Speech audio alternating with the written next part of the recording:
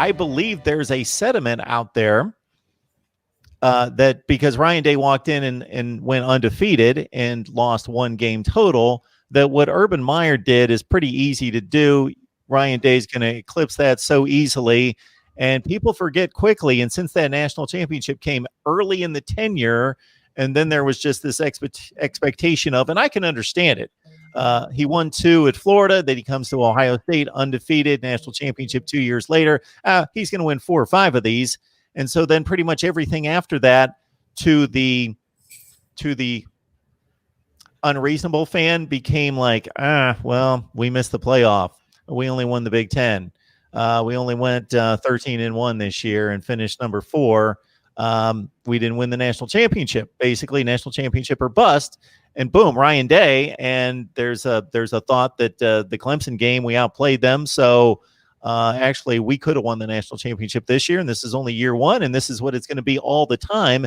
And that 91% winning percentage of Urban Meyer, he'll be able to eclipse that with no problem. Over time, I don't think people understand when you win 91% of your games, you never have an off year. You can't have an off year and win 91% of your games. So there's no 9-3 sprinkled in there. And if Ryan Day sticks around long enough, he could do a tremendous job as we all expect him to. But don't be surprised if there's a 9-3 once in a while. But I just think that's the sentiment out there from a ton of people that, and I think everybody's somebody's going to have to beat them. I mean, somebody's going to have to rise up. Started, but who's putting themselves in a position to do it?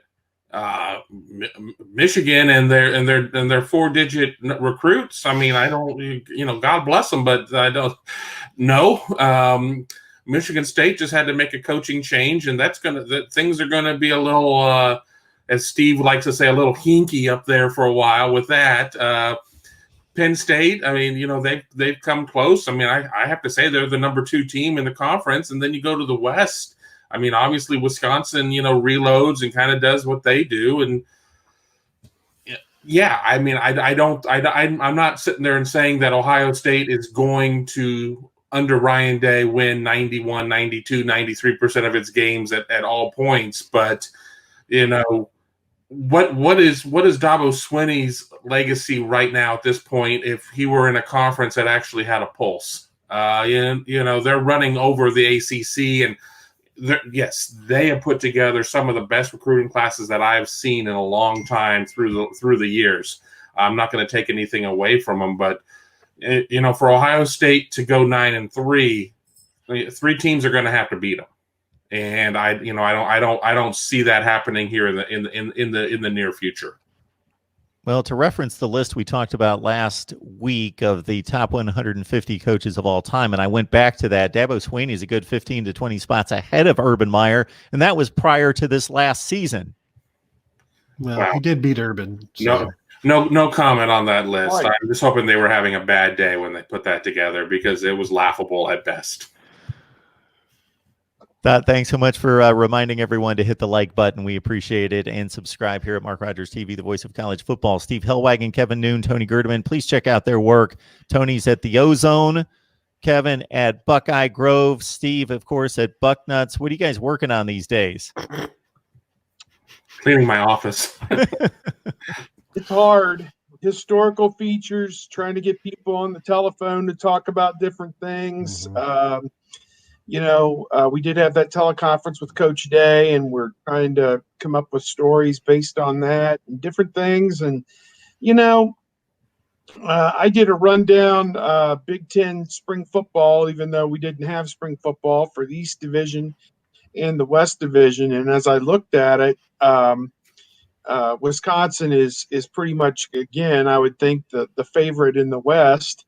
Although Minnesota is going to be pretty good, but their game was going to be played at Wisconsin, and Wisconsin went into Minnesota this past year and smacked them pretty good.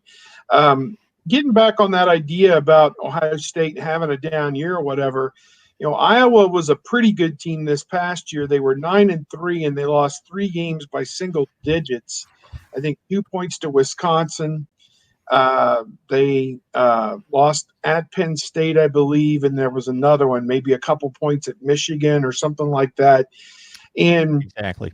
yeah, people kind of disregarded Iowa, but then they got into the bowl game, and USC had won 5 of its last 6 games down the stretch, and they made them look like a 4th grade team in the bowl game. So, in some regards, I think that speaks to how good the Big Ten was. I think it speaks, however you want to put it, but it shows again that the difference between great,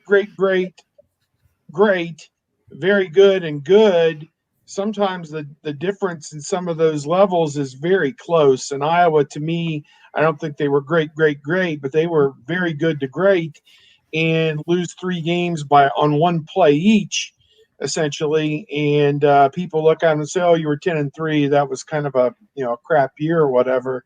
I don't really view it that way. And the same thing could happen to Ohio State, maybe some year where maybe they're breaking in a new quarterback, or they have bad spate of injury, or they only have 2 guys coming back on their defense because a bunch of guys have gone pro. However you want to put it, it could happen. But then you think about how dominant Ohio State was Penn State, 11 points, the closest game that they played the whole season going into the bowl game. And obviously they trailed Wisconsin by 14 points at halftime, but came back and won that game by 13. They really didn't give anybody an opening to beat them other than Wisconsin in that championship game, which they played a second half of football that was among the best 2 quarters they played the entire season. And they had to play like their hair was on fire at that point because the season was on the line. But I guess it just kind of, you only get beat when you're this good, if you open the door to get beat. And we've seen that, in the past with, Iowa, Purdue, and Penn State back in 2016. But those times seem to be pretty rare. And, if they don't beat themselves, I mean, who can beat them? I'm not sure anybody can. It's on a roll. There's no question about that. I'm just looking at the probabilities over a long tenure at Ohio State and trying to keep up a 91% winning percentage is pretty difficult. I don't know. And when Urban Meyer stepped down, everybody was like, don't expect Ryan Day to I think what I said is, as long as Ryan Day can keep it between Urban Meyer and Tressel, he'll be fine, and now it's like, as long as Ryan Day can keep it between Urban Meyer and, whatever, Nick Saban, yes. then he'll be fine. If he starts to fall below Urban Meyer, maybe sit him down and have a talk with him. Like, Ryan, your winning percentage is now 89%. We need to talk about this. We're not happy about this. That's 3 losses now in 2 years. This is not acceptable. And then, of course, by that point, it's going to be an 18 playoff anyway. So you can lose 2. You can go into a playoffs with 2 losses and then lose a third. Maybe that's how Ohio State ends up with 3 losses in the season moving forward.